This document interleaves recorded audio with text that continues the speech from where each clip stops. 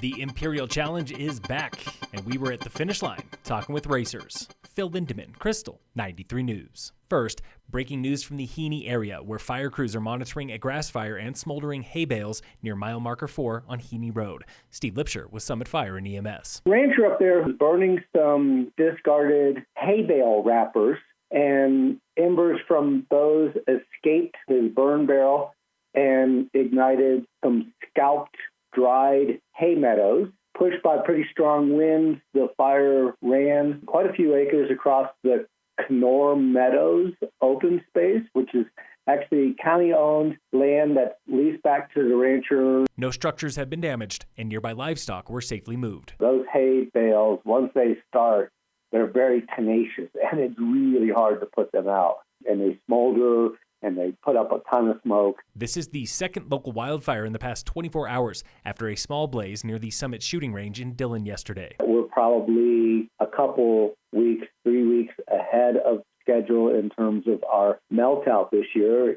largely due to the thin snowpack that we had this winter. Fire crews remain on site outside of Heeney, waiting for an expected cold front tonight and through the week.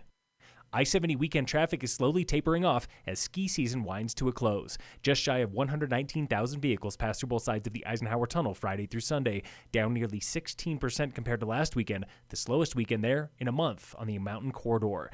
But traffic was still 4 times heavier than the same weekend last year, when fewer than 30,000 vehicles passed through Summit on I-70. That was the slowest weekend since the 90s.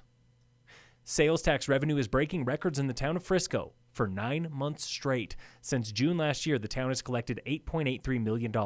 That's more than all 12 months of 2013, 14, and 15. Revenue in January and February was up 9 to 11% compared to the past 2 years, including the first ever $1 million January. July, August, and September last year all broke the $1 million mark.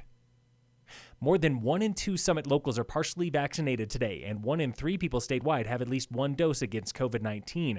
But the question remains, will this end the pandemic? A new national study is taking the question to universities, where nearly 400,000 students at 1,800 campuses have gotten sick this school year.